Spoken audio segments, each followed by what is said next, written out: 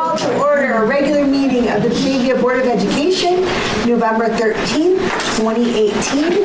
Kathy, could you please call the roll? Dave Barr. I'm here. Blakely. Here. Dryden. Gaspar. Locke. Here. Lowe. Present. Drummond. Here. We're going to jumpstart our celebrations. Chris, would you like to invite? I'm going to invite the Rotolo boys and girls cross country teams up, and they're going to lead us in the pledge.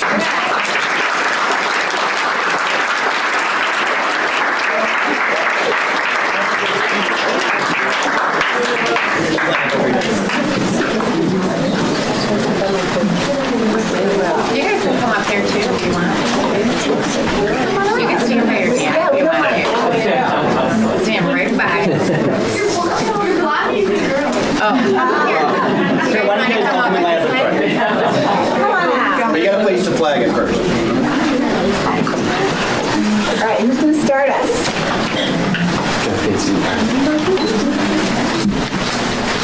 Take it away. I pledge allegiance to the flag of the United States of America and to the republic for which it stands, one nation, under God, indivisible, with liberty and justice for all. Thank you for that bravery. You guys want to just file over here? So everybody can see. All right, so now you got to file back. You got to file back and then you can slide.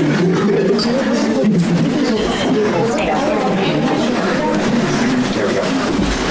All right, I think Do you want me to give you a further introduction, or you? Yeah, I was saying, Mr. Montgomery, we wanted to say a few exciting things before. Okay. So Chris, go ahead. All right, Coach. So this is Coach Montgomery.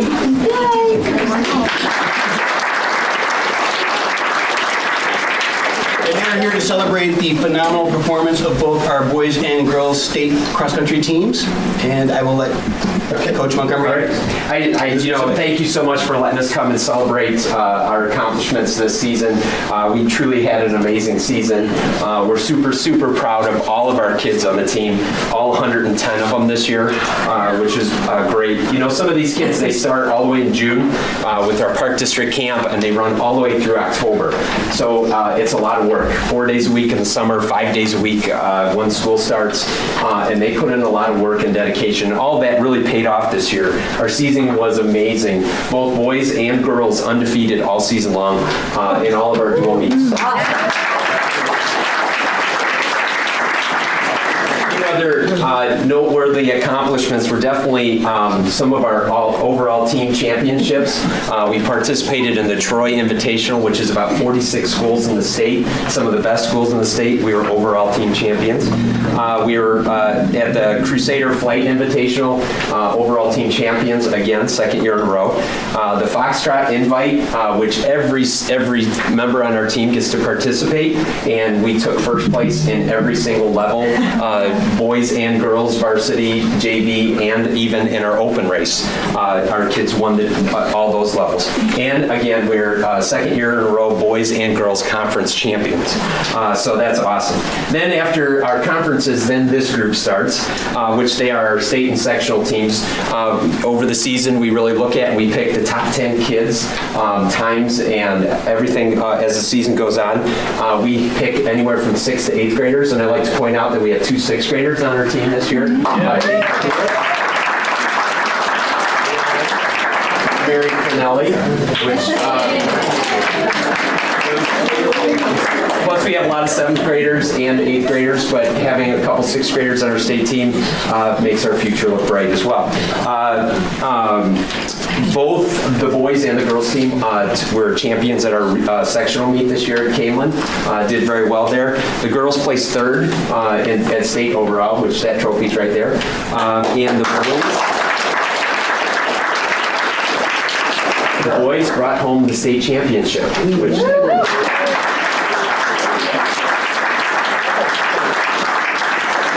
And this year, we have actually 4 All-State runners, which are All-State runners are runners that place in the top 25 at the state meets.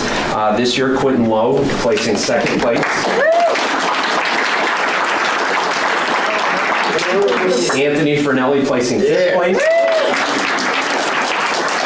And Owen Billy placing 8th place. For the girls, Ava Thomas placing 16th place. So again, we're incredibly proud and thankful for our team. We had a great season, and hopefully we'll have more. I just think it's great to see we have placed, trophied a team and for the last 6 years in a row, either boys or girls. Most years it's boys and girls, but generally speaking, that's pretty good. And thanks again for this opportunity to come and celebrate.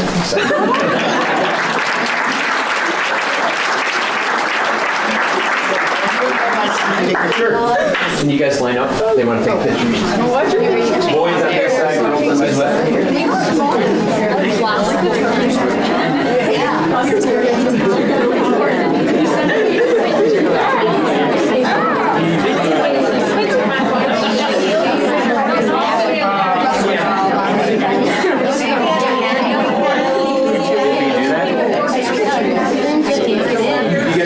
You guys kind of bend down or kneel down. I know girls, it might be. So the board can see the board. Oh, we were just going to All right, stand up. There you go. There you go. Take a picture.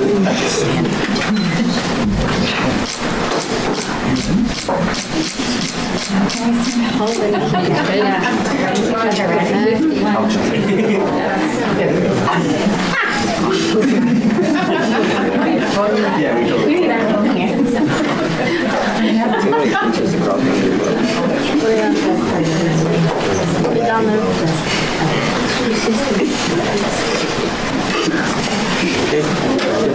Thank you.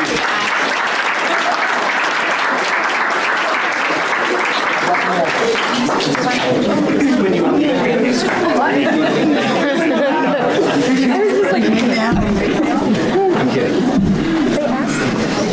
Thanks for coming.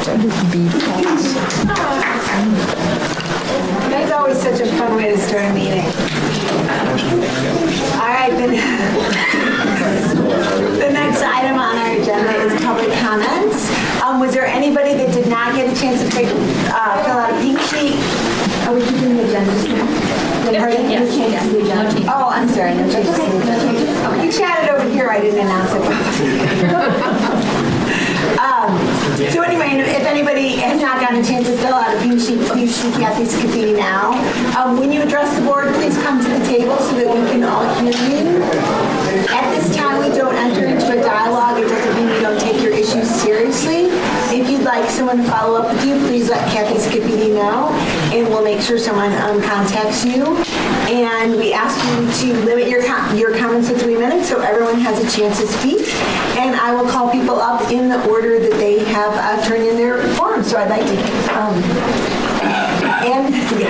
we think we've got them in a row. Ann Kenya? We're going to come together. Oh, sure, that's Slight fine. change, if Thank that's you. okay. So my name, You like two pink sheets? yes, sorry, Maura. Okay. Thank you. My name is Ann Kena, and I live on Mononahue Pass and have lived in Batavia for 17 years. I'm also a member of Moms Demand Action, and I have two children. My oldest graduated with the class of 2015, and my youngest will graduate in 2020.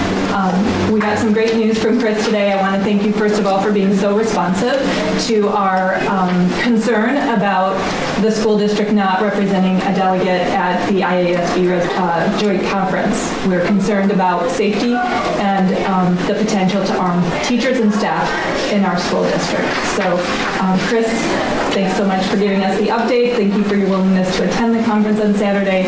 Maura, I know, has a few more comments. Sure. My name is Maura Hirschauer. We've lived in Batavia for about 6 years. We live on Viking Drive. I have 3 children, one at Rotolo, one at J.B. Nelson, and a preschooler. So again, I'm just echoing Ann's statements. There were many volunteers from Moms Demand that emailed the board, and we're just very grateful that you heard our concerns and made some changes. We want to wholeheartedly thank the board for listening to us and taking action and sending a delegate to vote no. We believe Batavia Schools to be a leader of excellence in Illinois, and we are so proud that our board will light the way with a strong message that we are against the arming of teachers and staff, both in our town and throughout the state.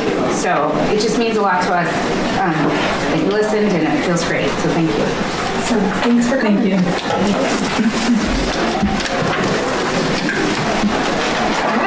All right, Gary Ricky. Did I get that right? Yes, you did. Perfect. Not many people do. So thank you for allowing us to speak and listening to our concerns. And thank you for all that you do. I've been sitting in on the last couple of board meetings and really realizing all that you have to concern yourselves with, so thank you for that. There has been some decisions recently, though, that has created some divisiveness within the community. And that is in regards to the girls' locker room change and how it was communicated to parents, or should I say how it wasn't communicated to parents. Now, I understand that there's some legal considerations that drove that decision, but I'm not convinced that the choice not to communicate this in any way is a mark of a strong and collaborative community. If there is a health concern, for example, it is common practice to reach out to parents and let them know how it's being handled or what's expected of us and our children, how we manage the situation. We were never given that chance to help. Was there really no way to reach out to us and let us know what was going on? The other unproductive decision was to air the situation on social media. An article was written and shared titled, "Some of You Really Need to Be Strangled." This, along with comments by many in our community, was directed at the mothers and daughters who made an attempt to communicate their concerns in what seemed like the proper way to do so. In my 13 years at HE Storm School, I've known some of these moms, and to be some of the most committed volunteers at the school, and I watched as they were publicly shamed with no context available for the majority of the people who were commentating on what they had seen. To suggest that we have no empathy for a student navigating difficult times because we raise concerns about how the other children must navigate this unprecedented change is a failure of us as friends, neighbors, and I think as the community, as a global community who was concerned. So I'm here tonight to champion a commitment to communication, especially when there's a difference of opinion.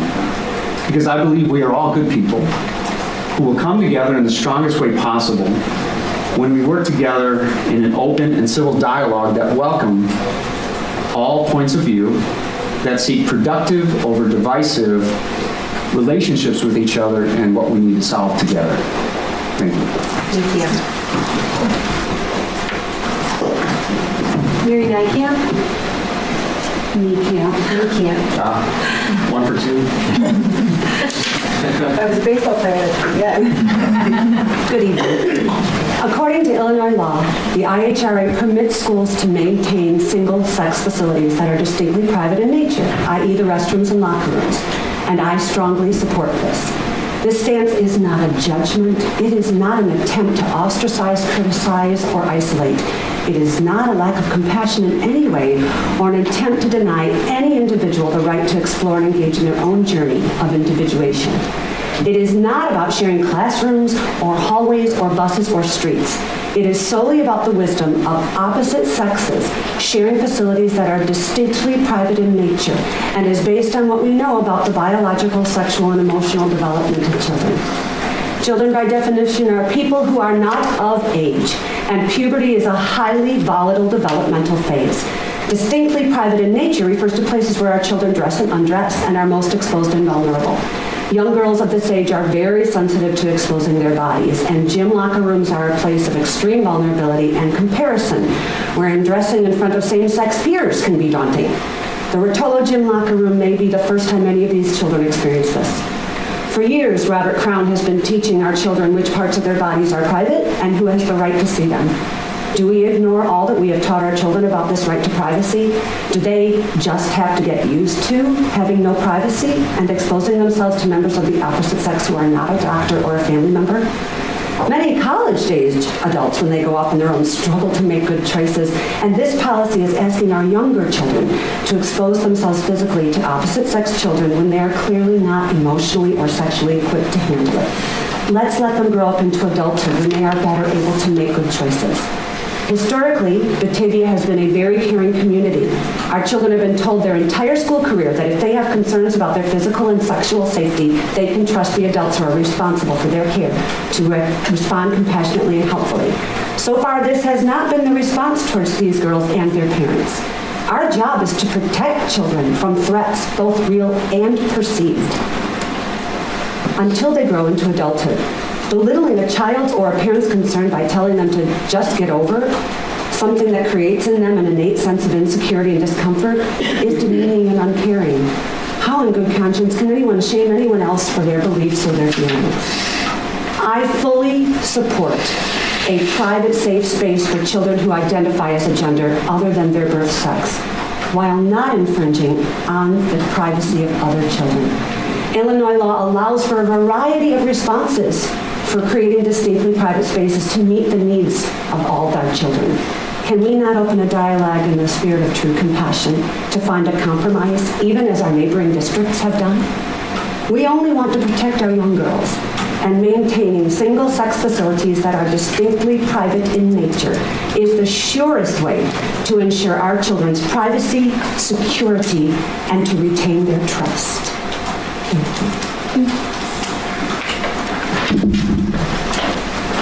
Erin Weitzler?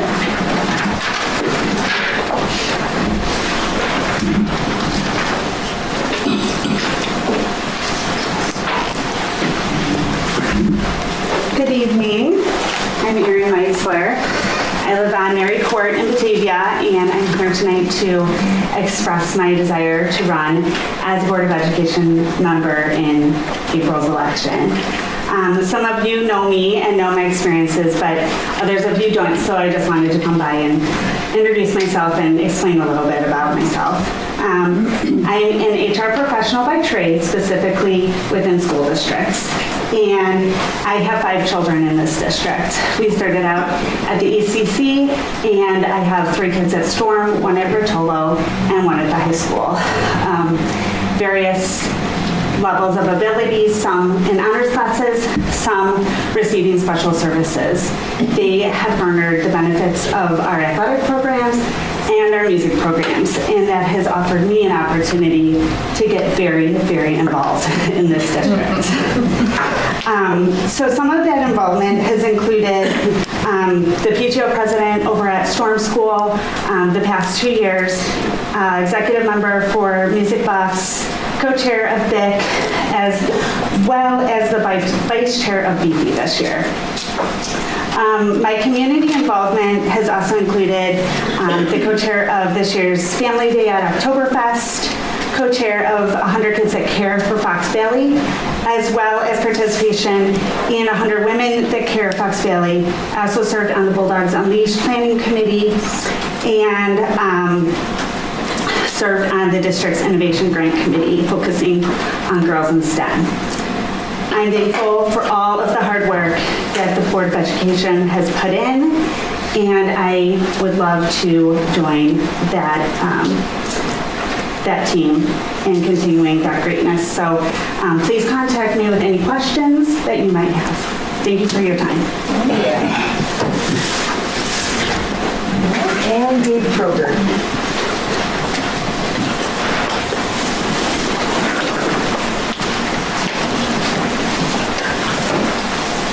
Thank you for the opportunity to speak tonight. As an educator and a parent of 3 girls, 2 of which have gone through the Batavia public school system and 1 that is currently in the system, I want to express my concern for the district's policy of allowing gender-confused students use of the locker rooms and bathrooms. I personally would like to know how I can protect my child who has a disability when she can't always express what might be going on in the locker room. All of us involved in education understand that students need direction, and sometimes that means tough love filled with wisdom when it comes to youthful perceptions. Clearly allowing students the freedom to choose which bathroom and locker room they want to use based on their feelings is a reckless abdication of authority. Mature wisdom needs to take priority. Wisdom that looks out for the entire student body, not just the confused desires of a few. There's a reason why schools have separate restrooms and locker rooms, and caving in to a political agenda to accommodate confused students is a dangerous practice. This policy not only affects the privacy and safety of other students, primarily girls, but it also causes long-term harm for the gender-confused students that are being accommodated by this policy. While those students may get a temporary satisfaction in being able to get affirmation of their youthful feelings, shouldn't educators look beyond the here and now and look at what ultimately is beneficial down the road? Where is the tough love that for generations helped to mold young, impressionable minds?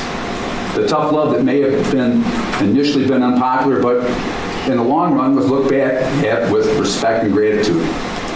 What is the end game of taking part in enabling gender-confused students to continue down this path? Dr. Paul McHugh, the former psychiatrist-in-chief at Johns Hopkins Hospital and the foremost authority of transgenderism, after 40 years of research, came to the conclusion that transgenderism is a mental disorder. He found the suicide rate of gender-confused individuals to be 20 times higher than the general population. And those numbers did not change with reassignment surgery. McHugh states sex change is biologically impossible. People who undergo sex reassignment surgery do not change from men to women or vice versa. Rather, they become feminized men or masculinized women. His studies have also found that 70 to 80% of individuals with gender confusion spontaneously lose those feelings. McHugh also concluded that individuals that are gender confused and see themselves as the opposite sex are suffering a similar mental disorder as individuals with anorexia that see themselves as overweight when they're dangerously thin. As a physical educator, I would never enable a student struggling with anorexia by agreeing with them that they're overweight, when in reality they're anything but overweight. But yet, that is what is being done with this policy. McHugh specifically warned schools against the practice of enabling young people by treating their confusion as a right, rather than a mental disorder, a disorder that deserves understanding, treatment, and prevention. I would encourage the board to step back and take a good look at this issue and the potential consequences, not only for those whose rights of privacy and safety are being ignored, but also for those that desperately need help, but instead are being enabled in a deep, dark path, a path that is not grounded in physical reality. Not only, but that also can lead to grim psychological outcomes, and in many cases, dangerous hormone therapy and destructive surgeries. When almost 80% of those dealing with gender confusion spontaneously lose their feelings, why would you want to provide an avenue that would help them to continue on that path? Thank you. All right, next we're going to be hearing from our partners. So, Todd Swanson, he's over there. So get over there for you, Todd. Different spot each meeting. It's like, where's Waldo? Hi, everyone. Just a couple reminders for not only the board, but for the community as a whole. Through the work that we have been doing together for SEL and bringing in speakers to help teachers and parents understand things that they can do at home to help out with kids that may have some issues of stress and things like that. The Student Services Committee has partnered with Dr. Miriam Ojagi, and she's offering a Parent Academy that's going to take place at the Batavia Public Library on December the 4th at 6 o'clock. And the theme of that night is for her to come and talk to parents about how you can help your kids manage their stress and the emotions that they may be having, and just how mindfulness can kind of help out and help relieve the stress that the kids are having and maybe give them a clear path and some focus. So that's December 4th at 6 o'clock at Batavia Public Library. For elementary teachers, trimester 1 just finished, so you may have heard a reflective sigh of relief. Report cards are due tomorrow, so that's a good victory for us, and we're all kind of wondering where that time went already for 12 weeks of the school year. So trimester 2 is underway, and the rest of the year is progressing there. One thing, too, that I was going to say to my high school counterparts, as an elementary teacher, it's really awesome for me to come in and see the middle school teams that were here, the high school, the spirit in the community with the football players. We remember all these kids when they were 6 and 7 and 8 and 9. And when you see the kids that you had doing these great things in the community, I just hope that you guys, not only for the football team, but for the band and the cheerleader and the dog pound and everybody, that sense of community really makes us proud as especially elementary teachers, but every teacher in the community is really thankful for the job that you guys do. So if you can champion that for the teachers in the district, that would be great because we're so proud of all of you. And then that kind of leads me to the last thing. Sue and I were just talking before the meeting. Next week is Thanksgiving already. And again, that's a blinking of an eye, and here we are.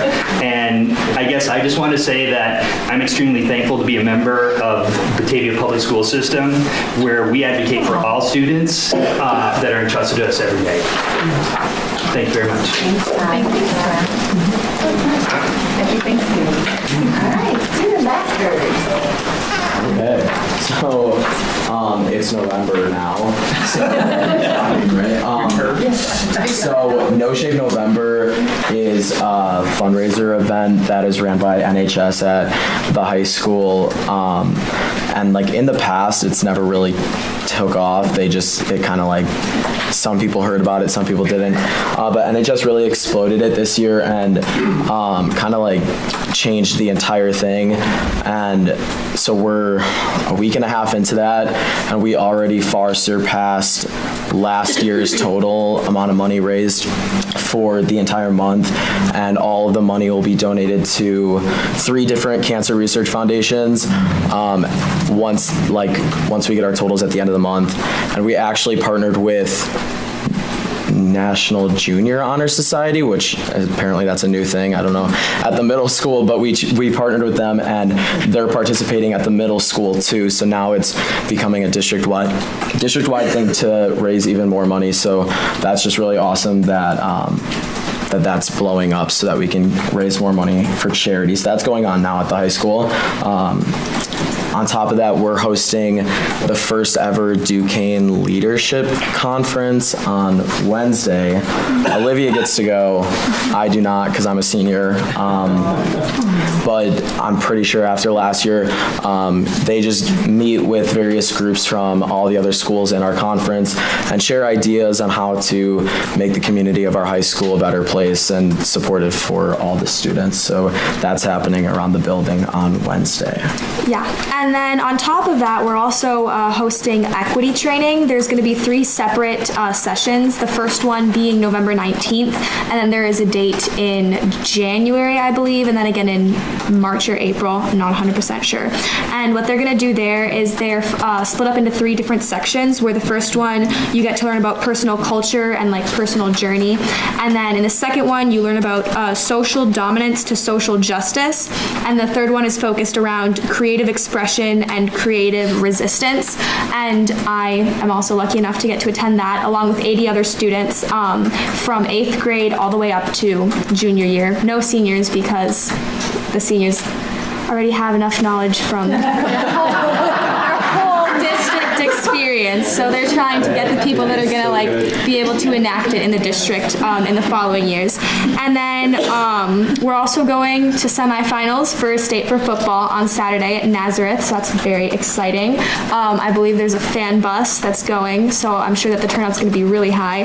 And on top of that, the girls' state team at the high school, or the girls' swim team, is going to state this Saturday. So people are also very excited about that. Mm-hmm. Awesome. That's good stuff. I believe they went to state last. They there's like certain swimmers that qualify. It's not like a full team thing because we're on like the tri team or whatever with Geneva and West Chicago. So it's the individual swimmer that has to qualify. So we have 2 or 3, I think, that qualified. Yeah, it's pretty cool. Yeah, West Chicago. That's what I said. I know that. Any updates? Sue, you want to start with you? I missed some stuff, so I don't want you guys to come. Good.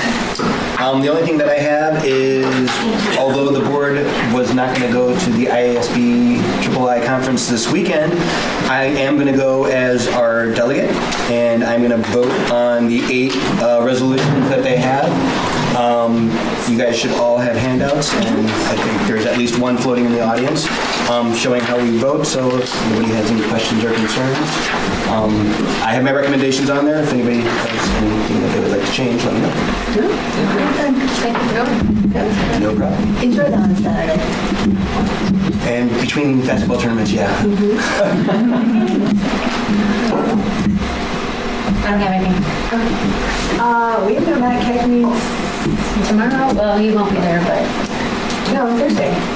there's a bus tour. Oh, yeah, no, I don't get to do the tour. Yeah, I forgot. That's After Thanksgiving. It's that full-time job. It's really interfering with the fun stuff. RAC met last week. Is that last week? First, on the 1st. Does feel longer ago. And we discussed and agreed upon a framework for various scenarios for a 5-year financial forecast to model potential impacts of increasing medical insurance costs. Super fun topics. I encourage anyone to stop by and join us anytime. You get to learn way too much information. What else? Knowledge is power. All right, then the next item on our agenda tonight is our consent agenda, which is our opportunity to take one vote on a number of routine business items. Everything is outlined in the board packet, so Mr. Pierce, will you take us through the consent agenda? Absolutely. 5.1 and 5.2 are the approval of the October 16th, 2018 regular meeting and closed session minutes. 5.3 is our personnel report. 5.4 payrolls and bills. 5.5 destruction of our closed session recordings from May 24th, 2017. Kind of like what Todd said, we have a lot to be thankful for. We had a lot of donations. 5.6 covers those. I'm not going to go through all those, but there is a lot of donations, and it's certainly appreciated by everyone. Lastly, 5.7, the approval of the consent agenda. All right, are there any items on the agenda, excuse me, for removal or for clarification? No, pretty straightforward. Then I would entertain a motion to approve the consent agenda as presented. Moved by Blakely, second by Locke. Could you please call the roll? Big Rock. Yes. Lowe. Yes. Dremel. Yes. Blakely. Yeah. Locke. Yes. Oh, I guess that's everybody. The next item on our agenda is the report, so I will hand that over to Dr. Hitchens to walk us through or hand off to whoever that goes to. Sure. Every month you see the FOIA requests that came in for that month, ones that we responded to since the last time we met. So you have 2 of them there. And every month you also review the treasurer's reports. So I would entertain any questions about either of those. Standard. The next cluster of 4 reports, I put Brad's all in the same cluster, so he'll talk to you about those next 4 agenda items. I'm going to turn it over to Dr. Newkirk. Sure, and the first report is an annual monitoring report, so we have a Title I program within the district, and policy 6170 requires that I update the board annually about the progress. This report is done in arrears, so this is about what happened last year in terms of our title funds. So this report should look fairly familiar because it's something that we do each year to let the board know how we are using our title funds to support students at risk. And if you have any questions, I can take those. Okay, I'm going to ask, I know we talked about those little arrows. Explain it. So in the report, there's a chart there, and it talks about the percent of students who are considered low-income students, which is how title funds are calculated. And the arrows in there show whether the percentage of low-income students within our schools are going up or down over time, over the previous year. But is it, so like the first one at AGS, is it 17.21% up from the previous year? Up from the previous year of 14.18. Okay. So a difference of 3%. Right. Okay. And it was up that year because the previous year it was 13.4. So So it's, Right, it's a little strange because the chart reads from left to right. Right. And it's reverse chronological. I knew it Sorry about was that. different. We have seen consistent number of buildings fall into title status and be eligible for those dollars. Oh, right, and that's a total percent. Yeah. Right. Yeah. That's, it doesn't do anything. Any other questions on that? The next is a follow-up to an agenda item that we talked about last month. Last month was a rather lengthy presentation about the calculations that will be a part of the school report card. So that data was embargoed until October 31st, and October 31st, you may have seen a lot of news articles written about the school report cards because those were released to the public on that date. I would really encourage anyone in the public and anyone on the board or any one of our staff members to go to IllinoisReportCards.com, and you can take a look at report cards from any school and with any district within the state of Illinois. There's a compare feature, so if you're looking at something specific, you can compare that specific metric within that website.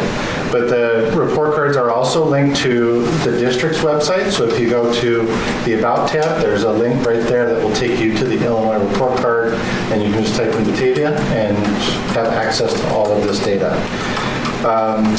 Last time we talked about something that's new in the Illinois report cards is that each school is given a designation, one of 4 designations: exemplary, commendable, underperforming, and then lowest performing.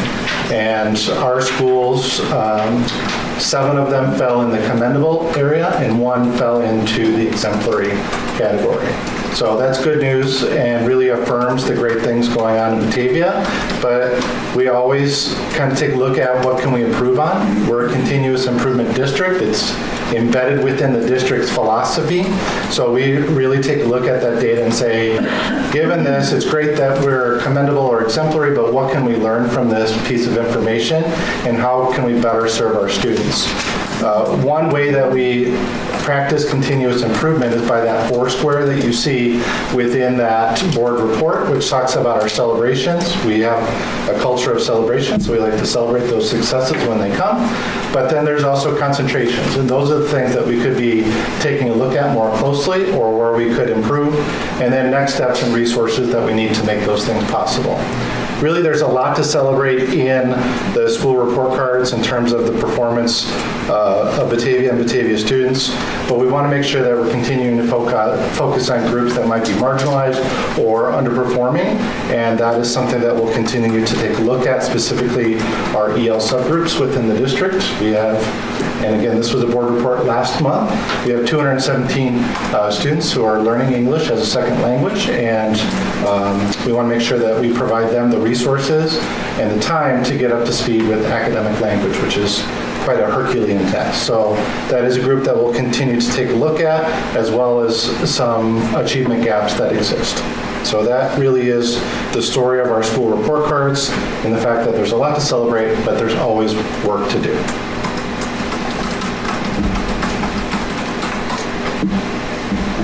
Any questions about that? I like the matrix.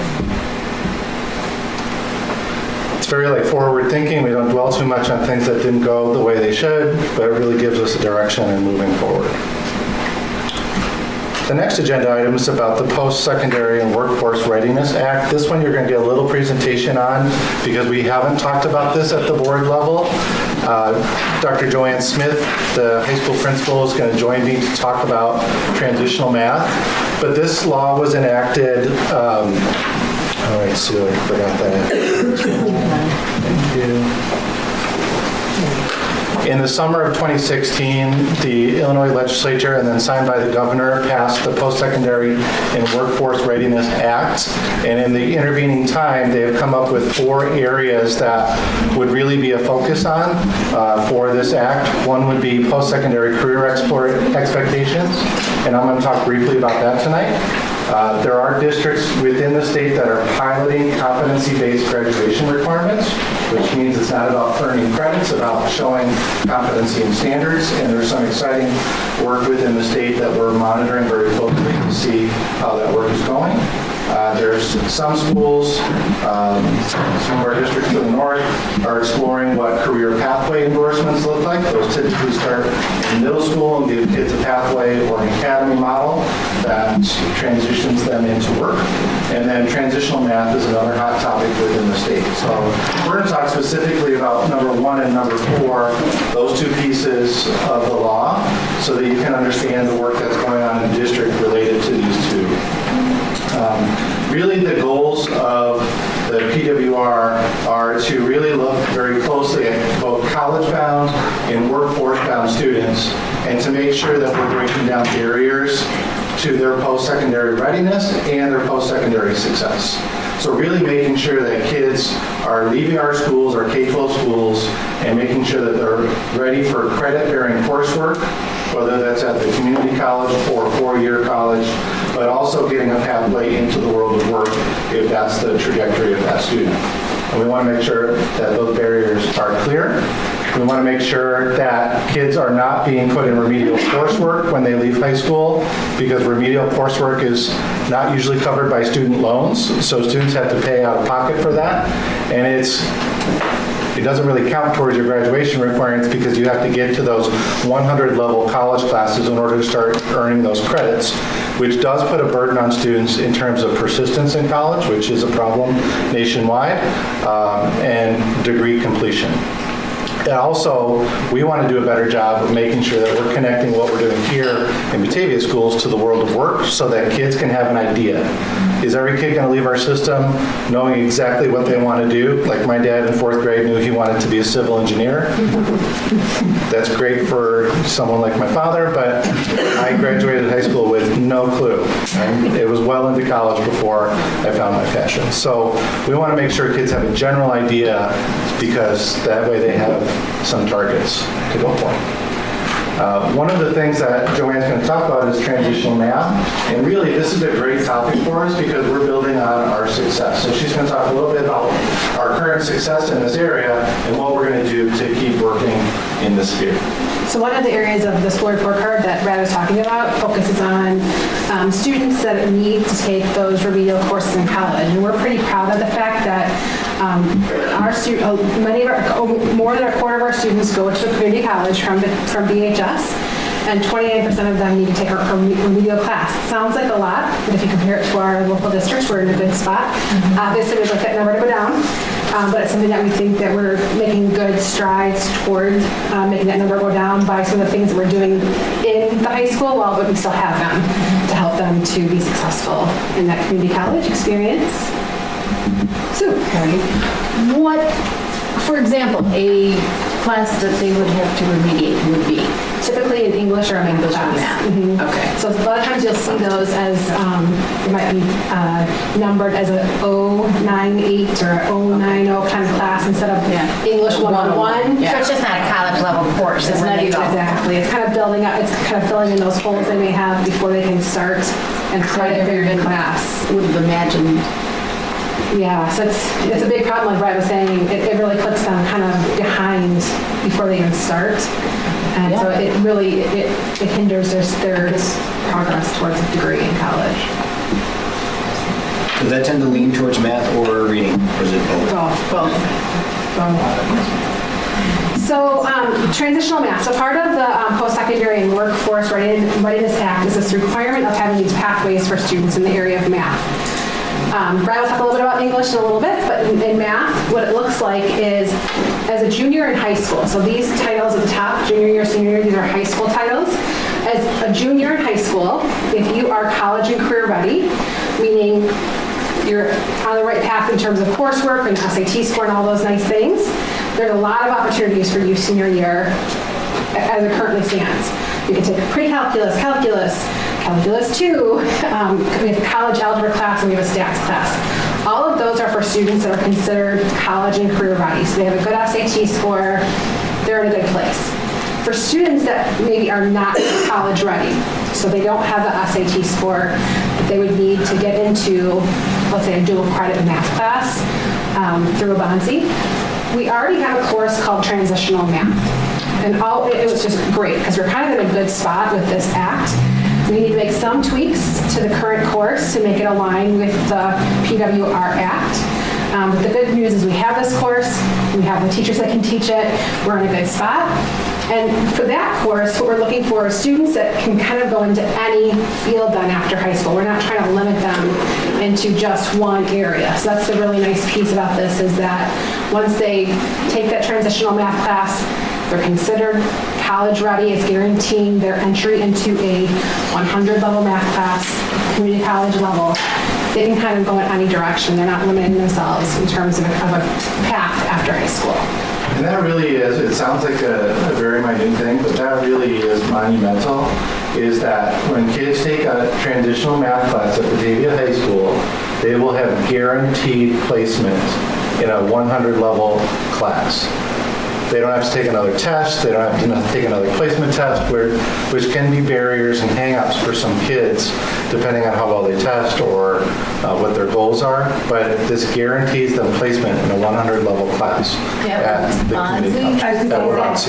Is that any community college grade? Could they go somewhere else in the state? We will specifically have a memorandum of understanding with Wabansi because that's where we feed into. Okay. Any questions on the math before I move on to English? So not specifically in the law as of yet, but in the works, and many community college systems and their partners are working on transitional English, as are we. So again, the concept for transitional English is let's get kids into credit-bearing classes when they go to college, whether it's community college or four-year college, and make sure that they have the skills that are needed also to go into the world of work. So again, same thing with mathematics. We have a large group of students who are college and career ready at Batavia High School. We have lots of options. This Board of Education has been extremely supportive of giving kids tons of options that they can explore, and that's not going to change. So those kids already have tons of options, including lots of great dual credit options. So a lot of our kids are now leaving Batavia High School. They're not going into English 101. They're going beyond that because of the dual credit courses that they've had access to. 300 and some students left their senior year with credits already. So they can go into credit-bearing English classes beyond the 100 level, typically, if they take advantage of those dual credit options or the AP credits.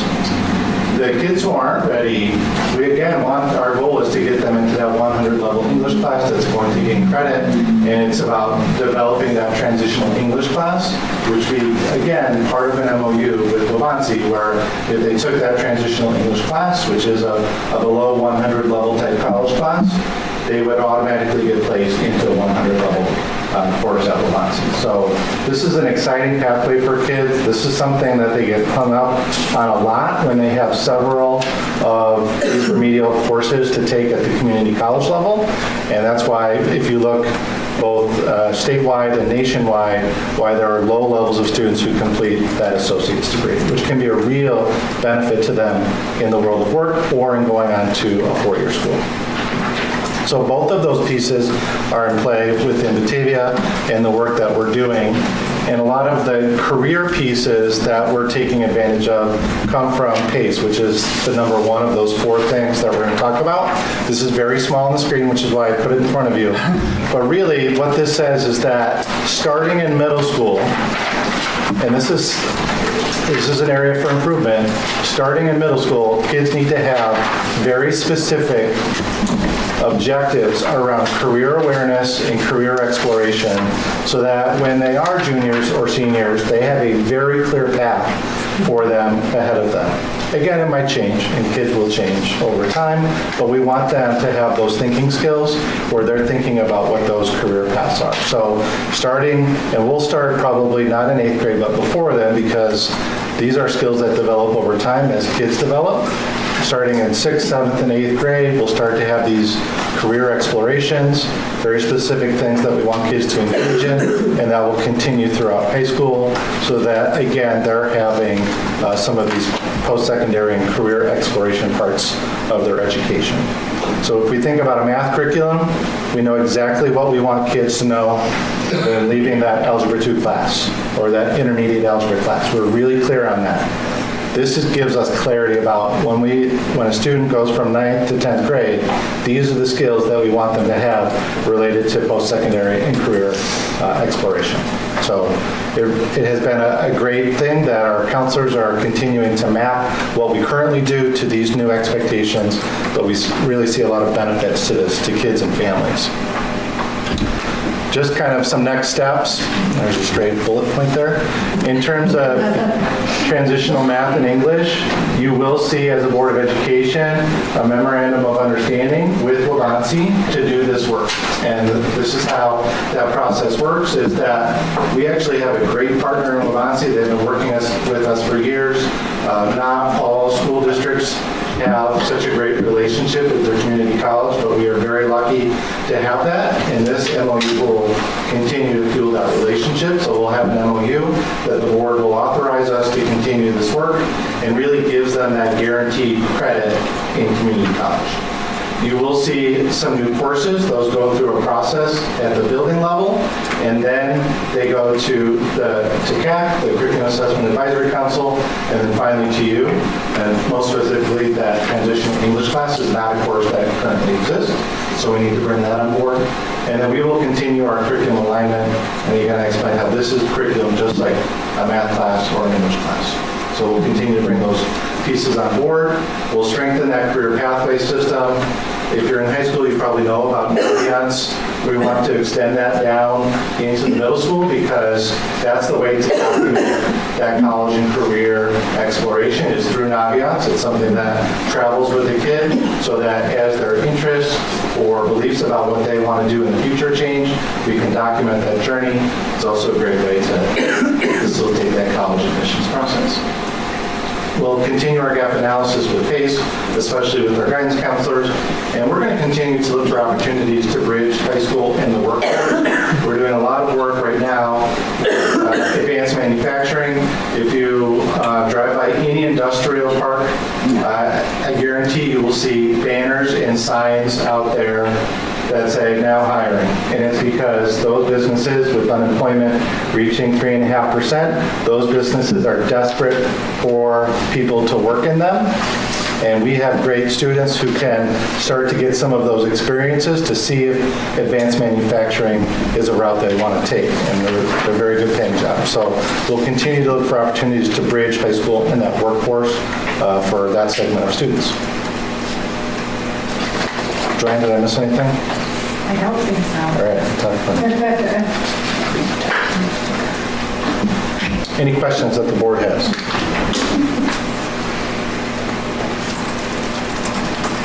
Awesome. I like Yeah, it's very clear on one page. Yeah, it's nice as a parent even to have that kind of flow chart type thing. And I'd just like to comment that when Brad first brought this up and Joanne had talked about the fact that we already had a transitional math class, I love the fact that we are always so focused on what our students need to succeed that we don't require someone outside to come and tell us this is what your students need, because we're already trying to anticipate it, and that always makes me really proud of what we do in this district. We do tend to lead. We tend to lead. Nice job.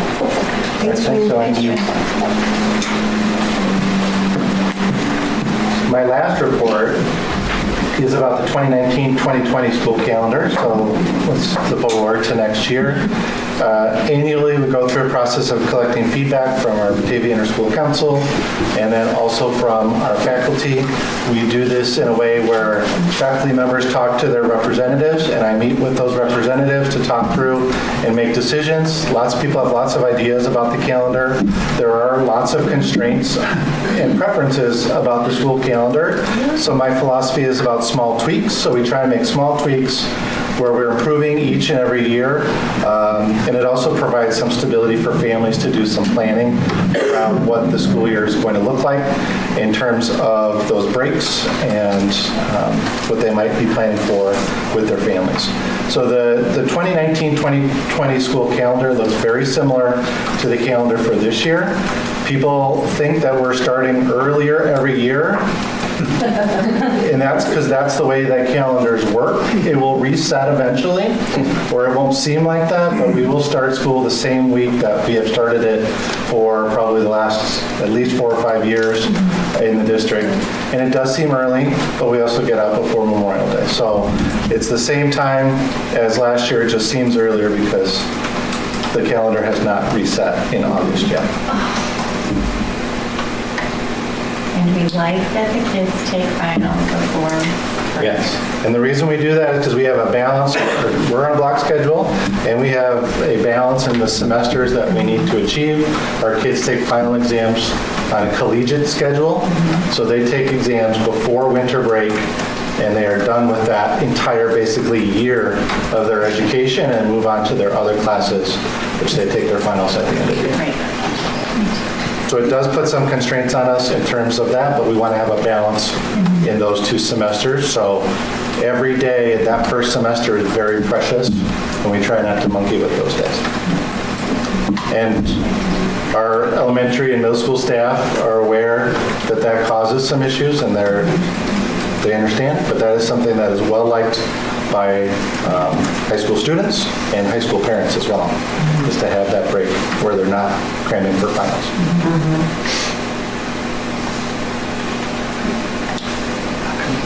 This is not something to take action on today. It'll come back next month, and then the board, unless I hear other comments, I would ask you to vote on the school calendar for 2019-20 and finalize that for the public. At the next meeting, Yeah. That's good, thanks. So Brad thought he was done, but there's actually in the policy a couple of times that I'm going to kick it back to Brad. So this month's policy report, everything is for a first reading. And for those of you who are new to school board policy, the policies themselves, we usually engage in 2 readings.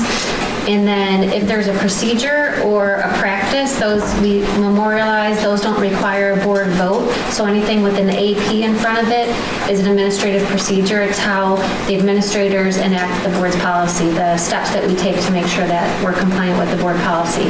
So that's the AP, and an E is an exhibit. It would be like a letter, a sample letter that we would give to a family that ties to a specific policy. So this month we have 4 different policies we wanted to talk about for first reading. The first one is policy 5120, employee ethics.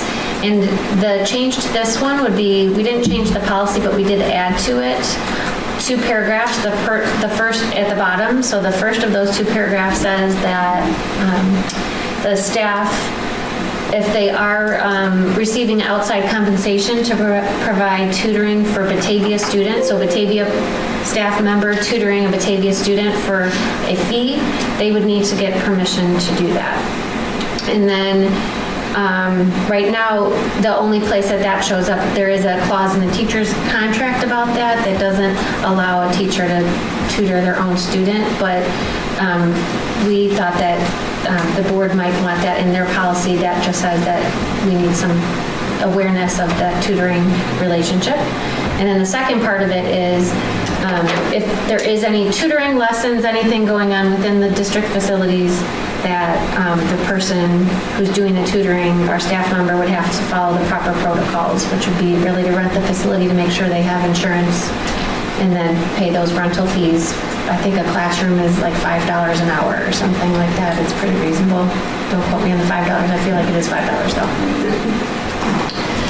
So that was that one. That's the first of the 4 policies. So I'll just pause there for questions or comments.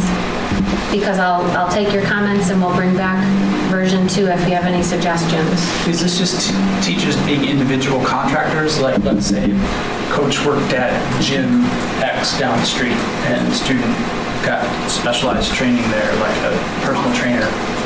Yeah, I think it would be if you're providing a service. So the way that our draft says if you're providing coaching, tutoring, or other professional services to a student, so Right, but I you're could be our an athletic employee. coach here, and I could be a personal trainer at Export, and I could have personal training sessions. Does that cover that as well? Or? Yeah, I think that the way this is written, they would need to have, we would need to have an awareness that that was Okay, that. just an awareness. Okay, Right. that's fine. Okay. Right, they would need, well, it says permission, so I think we don't have this, so don't say yeah, this. yeah. But we wouldn't want to be put in the spot where, let's say, you brought up coaching, so let's say the gymnastics coach says, I need all of you to go to a private trainer and come see me, I work at this place, this facility. And we don't have anybody that does that, but this would make sure that we would have an awareness if somebody was providing services. Something like art. Well, I picked, oh, yeah, art would be a good one. Okay, I just was curious because I know some teachers are employed outside the district. That just could be a weird bump in. Would there be a communication effort? Because I'm assuming there's probably a number of teachers that provide tutoring to students, the library, in their own home. Absolutely, we would definitely need to follow up with. And who are you imagining would, when you actually do the procedure, are you imagining like it might be the principal of the school, or are you imagining that you're actually I was thinking more along the lines of HR. Okay. Well, in here it says, is that the superintendent or designee would be HR, or do we want to make it specific, or? No, because that's usually how we handle anything. Okay. It's Lisa Sam, she tells There's a us. lot of language in contracts that talk about superintendent or designee. Okay, so if let's just say a teacher is tutoring, we put this in place and their procedure would be to contact their principal first and then? So an example could be, a math teacher that the parent calls the math teacher and says, I really want some extra help. Do you have anyone in mind? Well, it wouldn't be that particular teacher, but the teacher might give a recommendation for other teachers in the district, and if they go to, if it's happening outside, but I think we needed the purpose of this would be so that the board would have an awareness that this is happening, just to make sure, like a check and balance, to make sure that it's not a requirement of the class, to make sure that we're not soliciting business of the parents. So I just want to make sure that if that does happen, they understand what There would be a lot of procedure is. Right. Yeah, that's right. I guess this is one that feels like a lot of it could fall through the cracks. And I feel like rarely, I feel like this one is one that we could violate almost inadvertently or through ignorance. Not necessarily the second paragraph, more the first one. Yeah. Yeah, there's an education piece to this, because I'll be honest with you, one of the reasons that this policy came about is in the last couple of weeks, people have shared with me, some people on our staff, really unknowingly not knowing what they were doing, but they were actually violating our policy and our contract because they were doing things, getting compensated for it on our property. So what this is to be proactive, and so we will have to have an education piece, because I will tell you, in meeting with those folks, they honestly had no idea. Is this policy reflective of just on our property? No. No. I was just saying that was an anecdotal tale of what happened in the last 2 weeks. So if a math teacher is tutoring, and a parent really dislikes their teaching style and says, I'd love you to help my student after school at the library, that parent and that teacher need to communicate with Joanne and Lisa and The parent doesn't have to communicate with us. It's the responsibility of the staff member to communicate with us. Okay. Hey, here's what I'm doing. And again, we want to know so that these things don't come to our attention and find out that there's a problem. And as Lisa explained, there is potential for conflict of interest with some of these sorts of situations that we also want to make sure are avoided. I would kind of compare it with, we have a nepotism policy for our staff members. It's very similar. We need to know. I hope this is communicated correctly, that we're not against that, but there has to be a communication, or I don't want anybody to think they're going to get in trouble. It's just making sure that they follow the policy. You want to be on the up and up and be aware. That's what I mean. Well, I think it helps remind us. I think it's easy to just fall into habits that you don't even realize maybe aren't professional. And this helps us be proactive and support everyone to be professional and communicative. Correct. So yeah, I think it's good. I have no issues. What is the consequence for violating the policy? It depends. Same consequences anything when you violate a policy. Yeah, I don't think we're writing this to try, we're not writing this. We're not trying to This trap is a people. This is part proactive of the policy communication. so that we make sure that we don't put the district in a liability issue, especially with our facilities.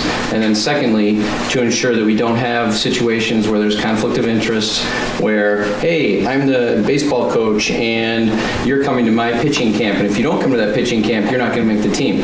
And again, that doesn't happen here as far as we know. And I'm very confident that it doesn't, but I know that there are other school districts where this has absolutely happened, and it's a tremendous conflict of interest. So if something like that were to happen, just again, what if that happens and a student was to get hurt while they were on our property, who is liable? We are, right? That's a problem, right? Right. So the That's why they have to second go through that paragraph, process. the second paragraph talks about using if they're using our facilities to coach a student on their own time and they get our permission, they still need to get permission to use the facilities because of the liability piece. They do need insurance. They would have to Provide have their own insurance. Okay. So the expectation is that we're probably going to approve most of these. I mean, I don't think we have too many conflicts of interest. Correct. Most of these things are probably good things, but we want to have an awareness that they're happening. Otherwise, it's a free-for-all and we don't know. And that could be a problem. That could be potentially problematic. I like it. I think it's a good check and balance. Okay. All right. I will bring it back next month. The next one, I will turn that one over to Brad. Sure.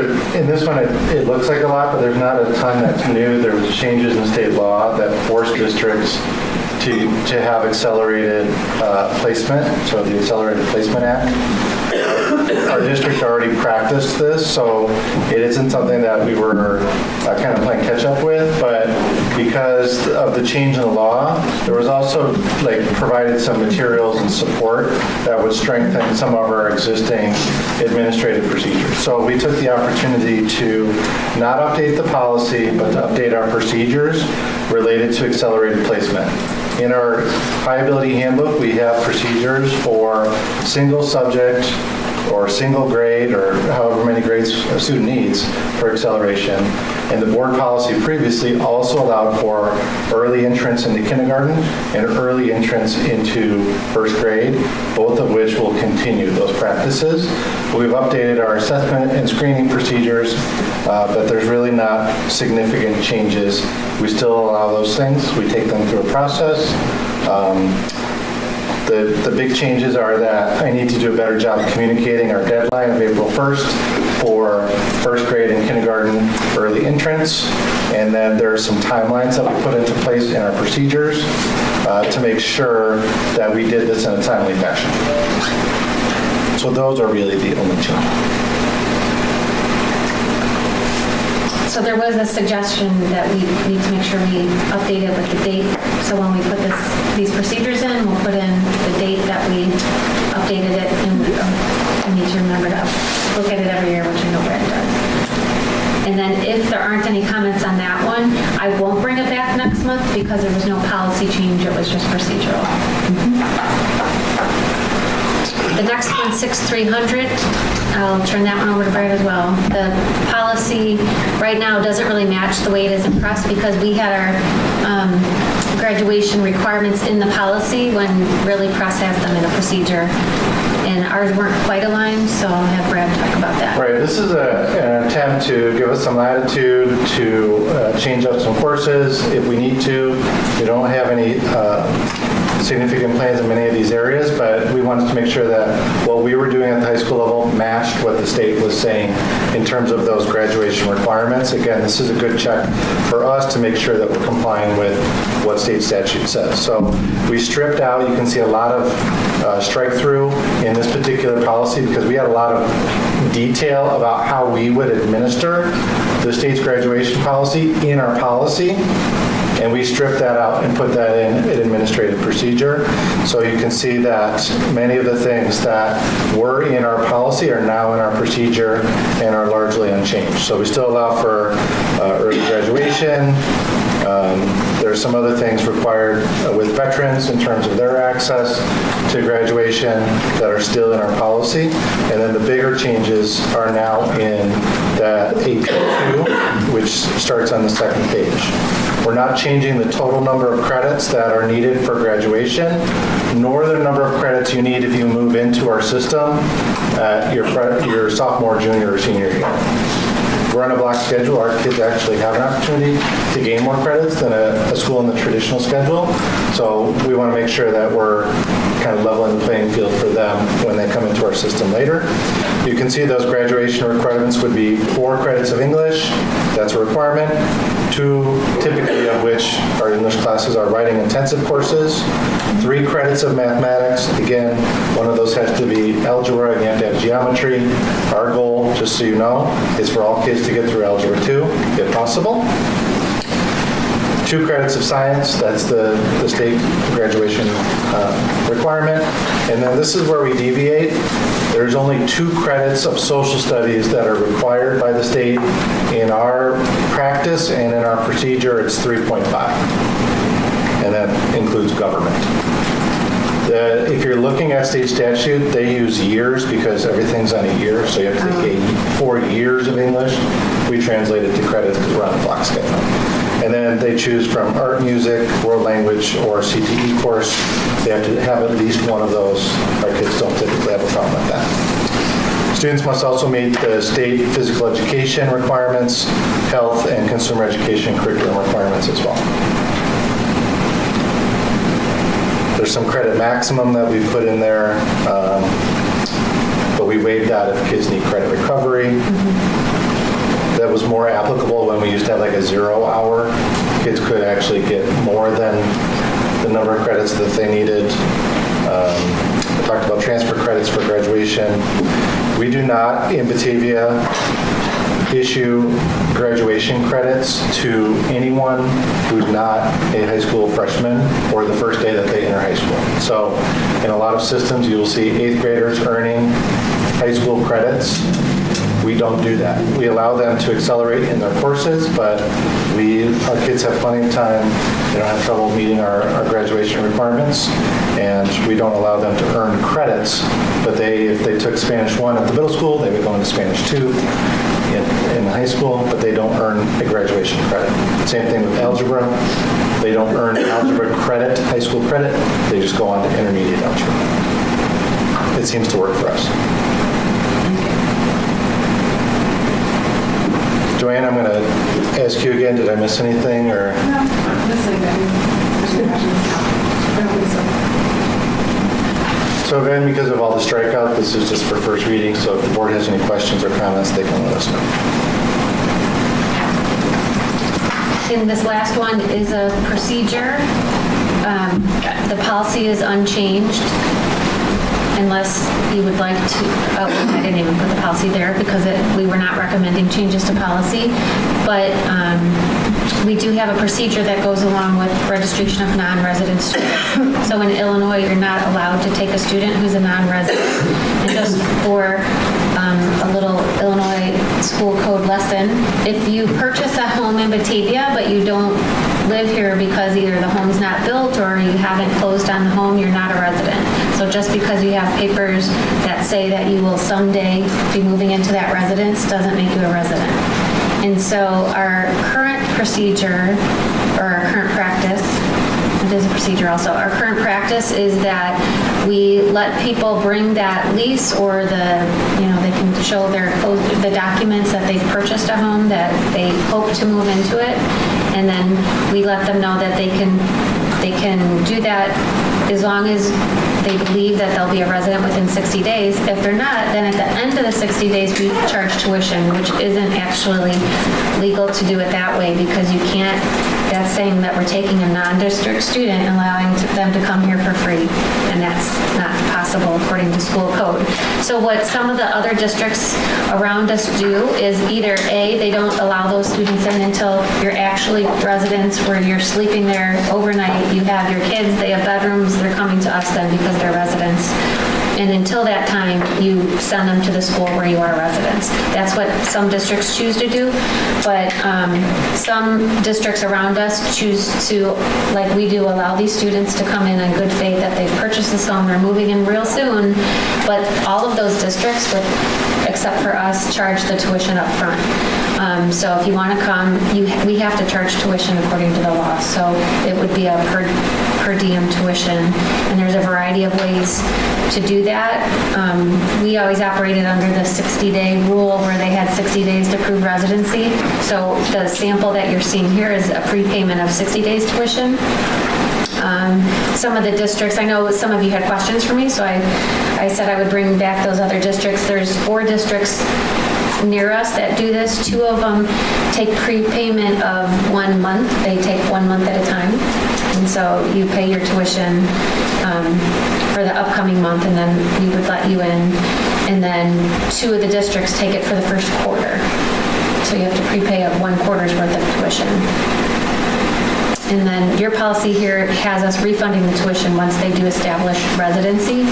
And out of those 4 districts that do this tuition thing, so first of all, my first recommendation is we have to do it, because right now what we're doing isn't really legal. We shouldn't be taking students without tuition that are non-residents. And 2 of those districts do refund the tuition money once they establish residency. And 2 don't. And 2 don't. They refund it. 1 of them doesn't refund it at all. They take a monthly tuition payment, and 1 of them does refund it prorated. So if you give us 30 days tuition and you move in after 20 days, we'll give you those 10 days back. So they're still charging for the kids who are not a... Oh, yeah. So we need to decide if this is, we need to do something different. That's not an option, but, we're open to your feedback about how you want that to look for the business office. Tony, did I miss anything? Well, the only question that I would have about refunds is if they're not a resident yet, they're not paying taxes yet. Therefore, they're not really, they're not... That's correct. They don't have any skin in the game yet. Correct. So I'm wondering, do we want to keep any portion of that to offset the cost so that the rest of our taxpayers aren't subsidizing them? The interesting thing about residency in Illinois, when we talk with folks, they always talk about, remind us how much they are going to pay in taxes or how much they are paying in taxes, which is indeed true. You need not pay taxes to be a resident of a school district. It's completely disconnected from what you pay in taxes in terms of whether or not you can attend a school district. It has everything to do with where you reside. So I would not recommend tying that back. I think the other side of that argument would be even if you're renting or living, somebody is paying the taxes. Somebody is, but there are a whole host of situations where that particular family might not be. I'm just asking the question. So it has nothing to do with what you pay or what you're going to pay in taxes, anything. Is there a reason why we're talking about refunding? We've always had the 60-day grace period, so that's... So it was just consistent with what we've been doing, more consistent with what we've been doing.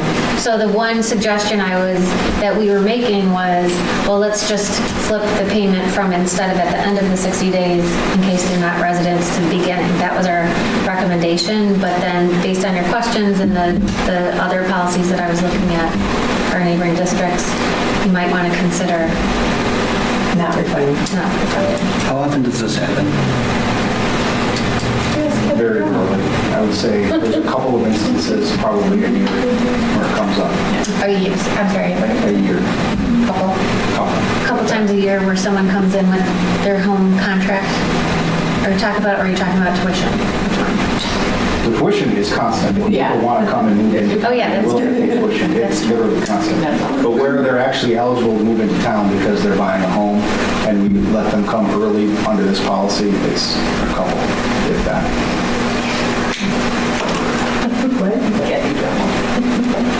I did too, actually. As a matter of fact, when I moved to town, this is how I got into school. We moved in on September 17th, and school started at some point in August. But See, I got a date on some. We moved in on Friday, and school started on Monday, and we got in the wire. So what do we need to decide? When I was a high school administrator, our registrar would take the checks for the quarter's worth of tuition and put it in the cumulative folder, paper clip it in there, and at the end of the 60 days, they would cash the check if they didn't prove residency. We're not actually allowed to do that. Believe it or not, we're not allowed to hold the check for 60 days anymore. Yeah, that's not. refund if they become residents. That's fine. I actually think it's better for kids if we can get them in the school they're going to be in as soon as possible. So I don't have a problem with the refund. It's not a big enough number for me to. No, and if we're going to be arguing about taxes, this person coming and in good faith trying to move into our district, it does not affect our taxes. It does not affect our tax collections. It does not affect our revenues. And it's doing something for a child so that they're not having to change 60 days down the road. But my point is, you know, the bottom line, they can move here and it does not change our revenues at all. I think they should pay the tuition for the time. Well, they have to, but we can refund it then. Like, if it's a decision, I know, but if it's a decision whether I'm going to move here with my family or not. They're already moving. We don't necessarily know that. They could decide to back out if they know that they're going to lose 60 days of tuition. So we could bring back something that's maybe a little bit of a compromise. Tony and I can work on that. Maybe if we lower it and make it a 30-day, you're going to pay your tuition 30 days, then we're only refunding 30 days at a time, but we'll keep it at the end of the 30 days if they haven't moved in within 30 days, and then just do it in 30-day increments. It's not something that happens often. Or month long. Get that confusing. I think we're fine. What's this is for the business office?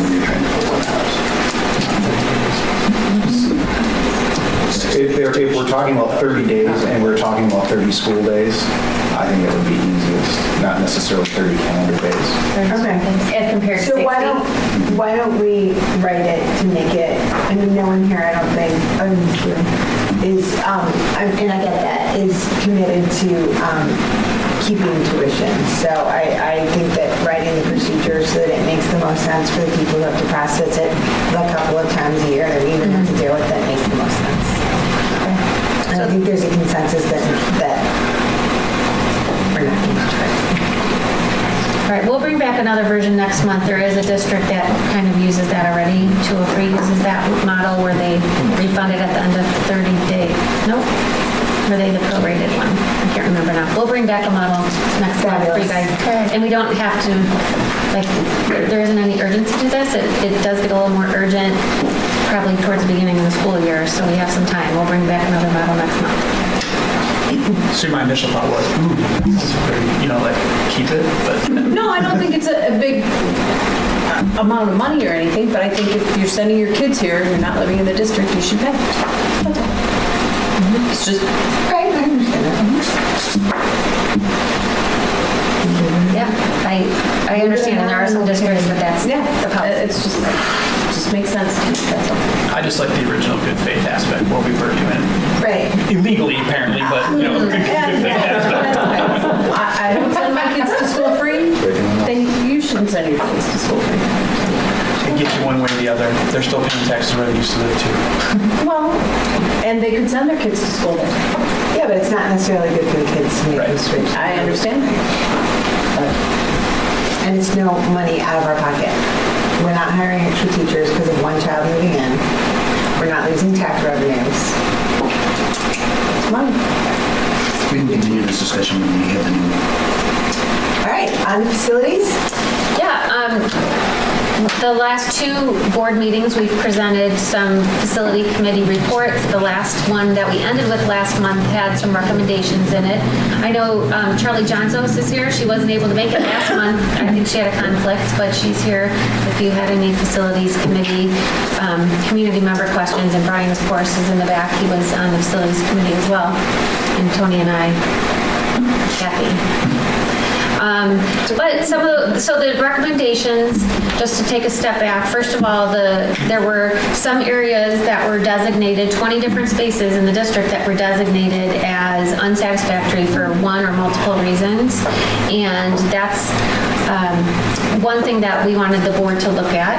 And the recommendation from the committee is you really need some professionals to come in here and give an estimate because we are not trained to give cost estimates for how much the project would cost. Tony is working on that right now. Where are we at in the process? We're in the process of identifying architects who might be interested and qualified to work with us. So right And now. we might even work with the architects that we currently have, but we're going through a process to identify who that might be. How long did you say that you thought that would take? It's going to take longer than I originally thought. Okay. But I think we can make some progress to identify who that architect is going to be probably by mid to late winter, and we can start work on that in the spring. Okay, so right now the board has one architect of record, so we'd like to see if you would be interested in expanding and having a variety of architects of record. So that's the process that Tony's putting out there, looking for qualifications, and he'll bring those back to you to talk about. And then we have choices when it comes to getting their estimates for how much it will cost for them to create the cost estimate, the schematics and some estimates. So we have cost estimates for cost estimates. A cost estimate for cost estimates. So starting the finance options might be a little premature at this point. We really need to nail that down, so we do have some time there. And then once we have these cost estimates and some ideas about financing, then the committee was asking you to consider those 20 projects and set an improvement timeline, because this will not happen overnight. This was 2021 and beyond. That was the plan. So that's for the unsatisfactory spaces. And then one other thing that we wanted to recommend as a committee was a subcommittee, which would talk about those ideal conditions that, as you know, we went into all the classrooms, and most of them, a vast majority, I think 90% of them are rated as satisfactory. But we're in Batavia, we really have our commitment to personalized learning and to meeting the needs of the students and being flexible, and not all of our classrooms match that strategy that we have. And we're looking to modernize our facilities, and this facilities committee really needed to do more work, and we said that we would like to commission a subcommittee of this committee to talk about how to modernize our spaces, what that would look like, and then make a plan to make sure that, first of all, we address any inequities. So even though right now it doesn't look like there's a lot of inequities when you looked at our data, because so many of the spaces are satisfactory, when you look at some of those ideal spaces, we would like to see the spaces moving more towards the modern, ideal, functional, meeting the needs of the students. We need more flexibility and comfort in some cases. And so we might start to address some inequities that way. And we would want to make sure that there's some consistency among all the facilities.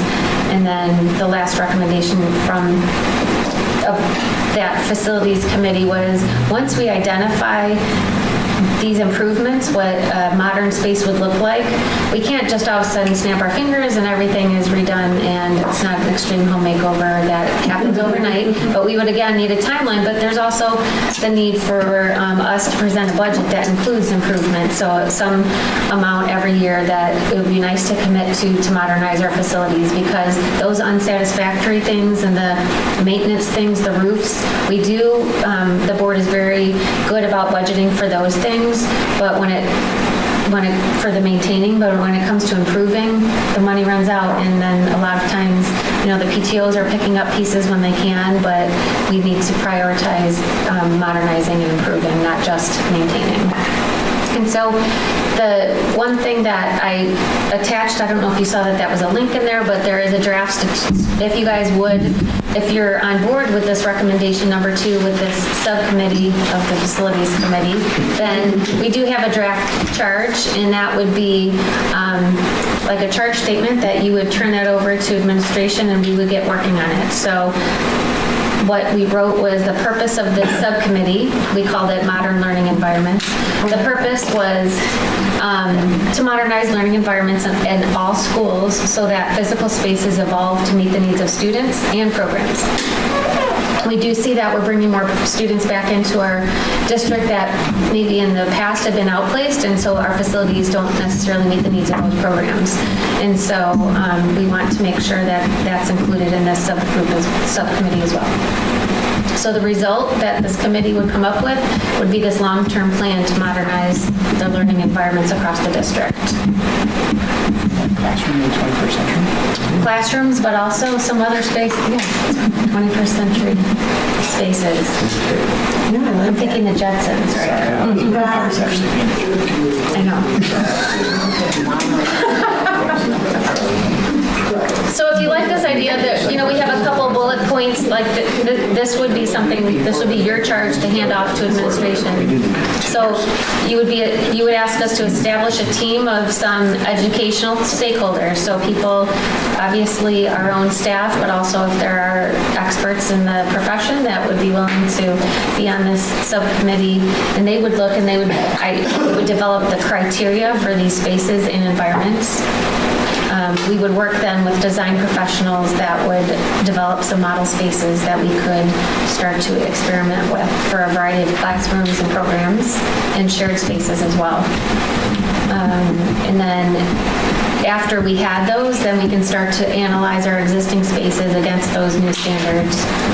And then the last thing would be this committee would come back to you and say, here's where we're at, here's a recommendation of how we think you might be able to modernize your facilities over time, and bring a recommendation back to you.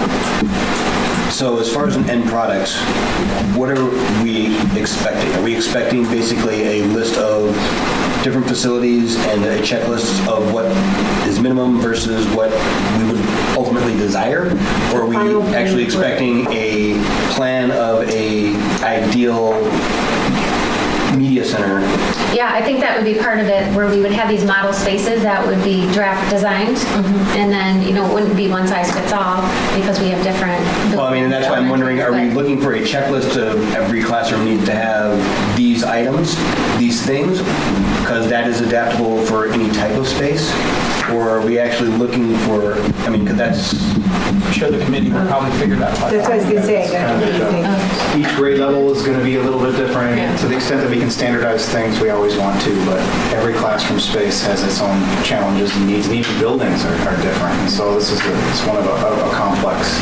I think it may be advantageous for that committee to work with designers or an architect to know what the architect wants as an end product. Yeah, design professionals, yeah. That's why it says in the design. Yeah, I really like the chart. I think it covers everything, but also leaves it open to, as the committee works, allowing them to figure out the answer to these questions. This would be different than the last one, because to work with, design professionals, we both, they generally don't work for free. And to set up model learning environments so that we can test them and make sure they work, that's generally not going to be free too. So, whereas with the last facilities committee, we didn't spend any money to get that work done, at least not yet. We're working on hiring those architects, but with this one, we don't know what the expenses are going to be per se yet, but this comes along. There's going to be costs associated with this charge. Aside from me being a jerk 5 minutes ago, the first committee was necessary to get us to the same charge that we had the first time. No, I'm in agreement. We needed to do that inventory, that first step. And it was great. Right, because when you're prioritizing, you're going to prioritize the unsatisfactory areas first. We can't work on modern when we have some truly unsatisfactory spaces. So yeah, that was necessary work. But we don't want to delay this work either. No. So with your support, we can turn this draft charge into the final charge, and we can start. We can get to work. We could charge. Charge. No, I think it's good. Any concerns? I like the direction we're moving. And Tony did a great job presenting to the BIC on Saturday. He did a roadshow of the facility report and what the conclusions were. And I thought that the parents' reaction was they were so grateful that they heard that, because they had no offense, but not everybody is watching every meeting. They're not. I know. And so then when I heard that feedback from the parents, I thought we need to do that with staff as well, because they were it was kind of eye-opening, some of those recommendations. And so probably that would go hand in hand with this second part of it, where we might make people listen to that a little version of what we reported to the board, to look at those conclusions, to get the background, and then as an introduction to this new subcommittee. I think it would be helpful for others to hear what we talked about as well. Great. Done. All right. Steve Pierce is the next action item, by the way. Mr. Pierce, action item, increasing substitute teachers' daily rate. Yeah, I mean, you can, I'm not going to read the rationale to you, but the simple fact is that we're the lowest paying district in the area in terms of subs, and there's an impact to that. We believe that our sub pool can get a little bit stronger. Over the years, I talked to my colleagues in HR in our county a lot, and we're all starting to feel it a little bit in terms of the teacher shortage that's out there in Illinois, as well as it impacts sub shortage. With our unemployment rate being so low, there's just not as many people that are really that interested in being subs. And so you can see the recommendation is to increase the rate to $95 per day. This would go into effect starting January 1st of 2019. And when you talk about cost, it's not a huge impact on total costs to hopefully continue to equip our classrooms with quality subs. So if you have questions, I'm here for them. I don't think it makes sense. I have a question. If we haven't changed this in 14 years, and it seems like we're still going on the low end, is there a plan to revisit this so that, because obviously the substitutes 14 years ago were making a lot more than a substitute now because they were making the same dollar value and the dollar was worth more than that. Are we going to revisit this sooner than 14 years from now? Or? Yeah, we looked at it. I mean, we look at it annually. I'll tell you what, Becca Horan would probably like to look at it on a weekly basis with me because that's one of her primary responsibilities in her job here. But we always look at it. We looked at it a couple of years back. We considered making this recommendation, but it's really it's a function of supply and demand, and that's really how this operates. So we will, trust me, we will continue to monitor subbing. Typically, our biggest issues with subs is we do them to ourselves. It's when we're pulling teachers out of the classroom for professional learning is always our toughest days. So. And Steve, you regularly look to see how we fill our sub fill rates versus our districts, and we have not, even though we've been lower, we have not had lower fill rates than our. No, right? we've and done. That's one of the things you monitor. I mean, there's just a reality. Sometimes there's not enough people. Yeah. Okay. I'm in frequent. I mean, I'll be honest. I'm in frequent communication with Becca. I'm in frequent communication with our building principals. I'm in frequent communication. Todd and I talk. It's just it's always an issue, and I think with just the circumstances in our state. All over. Right? Yeah, this isn't just a Batavia. It's not a Batavia thing at all. We're actually in great position if you compare us with anybody south of I-80. There's not even a comparison there. There's school districts that we were talking with in the middle of October that had 40 teachers teaching positions that were still open. So we don't have that. All right. If we have no other questions, I would entertain a motion to approve the daily rate for all substitutes to be increased to $95 per day effective January 1st, 2019. Second. Moved by Blakely, second by Locke. Can we do a voice vote, Tony? All in favor? Aye. Any opposed? All right. Just for you, Tony. So much speedier. So then the last item for action on your agenda this evening is the BEA retirement incentive plan. The current contract that we currently are under with the BEA had a retirement incentive that expired. And we've been working with the BEA to establish a new one that we hope would be incorporated into future contracts. This particular incentive, I think, is a rather It's rather clever. I don't know of any other school district that does it quite like this, and I can't take credit for the idea. It came from the BEA. But it makes a lot of sense to me. In the past, the way that we've handled things is we would generally give educators in the years that they were retiring, depending on how many years of notice they gave us, we would give them what we call bumps in terms of salary until they retired. This is a different approach. That approach I would call more along the lines of a retirement enhancement, and when an educator decided to retire, their retirement would be enhanced.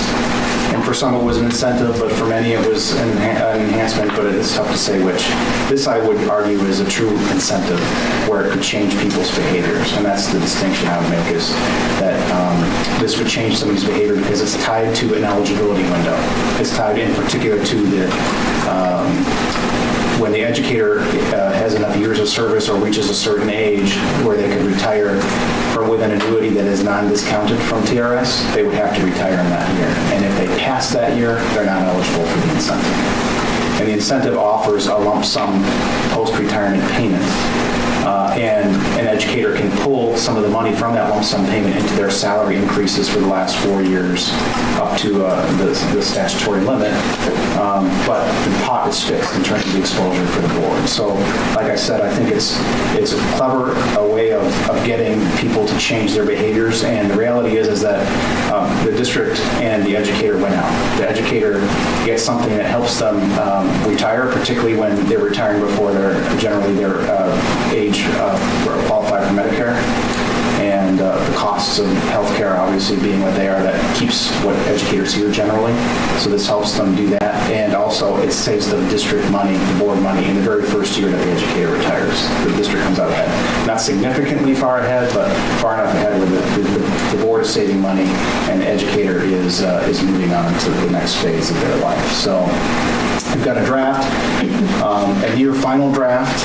Is being reviewed by the board's attorney. It's being reviewed by the IEA Council. It's being reviewed by the BEA. It's being reviewed by the teacher's retirement system to make sure it all fits. We don't think that there's anything substantial that's going to change in terms of how we approach this. I'm certain that it won't. But unless there are any material changes, we would need to bring this back to you if we have your approval.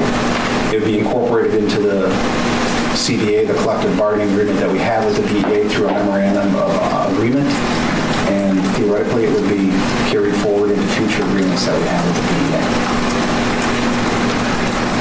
I think we're all in agreement that it's a good plan. So I would entertain a motion that we conditionally approve the BEA retirement incentive plan as presented, pending the review by the board's attorney and the Illinois teacher's retirement system. Second. Oh, moved by Locke, we'll move the second to Beatty Bar. Voice vote on this too, right, Tony? All right, all in favor? Aye. Any opposed? All right, approved. So efficient. All right, that is all of our action for tonight. We will move on to administrative. My first comment is about the musical. If anyone is watching that was in the musical or involved with the musical, congratulations. It was amazing. Chicago, the high school version of Chicago was just so talented. You could tell how much work the kids put into that and the staff members who were involved. So thank you for providing such great entertainment for our community. It was a packed house. Then also, speaking of gratitude, I'm so grateful for this. The board members, do you know that November 15th is School Board Member Appreciation Day across Illinois? Oh, wow. So we really appreciate We're appreciating you with the flowers, but I really do. You guys take your job so seriously, and you really, exemplify our motto of always learning, always growing. Think about how much you have to learn. Every agenda has something new that you've never knew existed, and that was an issue with this district that we have to vote on, and you have to educate yourselves, and you take it very seriously, and it takes a lot of time and sacrifice, time away from your families, and it's all volunteer. And really appreciate it. Flower and gratitude. Flower, yep. And Kathy's feeding me to gooey butter cake for dessert. She did. So we pay you with sugar. So worthwhile. Butter, sugar. All right. So thank you. For everybody. All right, start with comments with the short side over there. The short side. I do take this position very seriously, even though I do joke around up here probably more than most do. Humor is a defense mechanism for me, if you haven't figured that out. Heavy stuff happens here a lot, and we do have to learn a lot. And I want to make sure that there is zero confusion, because confusion is a word that came up tonight. Zero confusion that my personal objective for being on the board is to protect each and every student. And sometimes that means that protection gets spread around. Everyone has their own kid. But there's how many kids go here? We have 6,500 kids. 6,500 kids. That's how many kids I, as a personal board member, have to protect. There were some great points brought up tonight. I love the bi-directional communication. But you just have to know, no confusion. I'm here to protect them all. Thanks. Thank you. Tina? You know, that was really well said. Because I wasn't really sure how to speak tonight. I didn't want to say something that would upset anyone, because I do know coming to speak in front of the board is hard and everybody has the right to their opinions. But like Bob said, we have 6,500 kids that we have to watch out for, and that's why we're here. And there were some really upsetting words for me tonight. Mental disorder, confused disorders. I don't even want to repeat them, but I was really disappointed, again, with some of the things said, because I do take my role as a board member very seriously. And some of those, again, there are over 6,500 children that we have to watch out for. And I, again, respect everybody's opinions, but understand that we take what's going on with all of our students very seriously. And Chicago was fabulous. Fabulous. Thanks, Tina. Chris? Just want to say how much I love living in this community, and the fact that we have so many amazing things that go on, and occasionally we have controversy, but for the most part, we are able to communicate as a community and talk to each other, and the community comes to a consensus on how we want to move forward. So I just encourage that we continue that dialogue, have reasonable discussions, try to understand each other, and keep plugging along.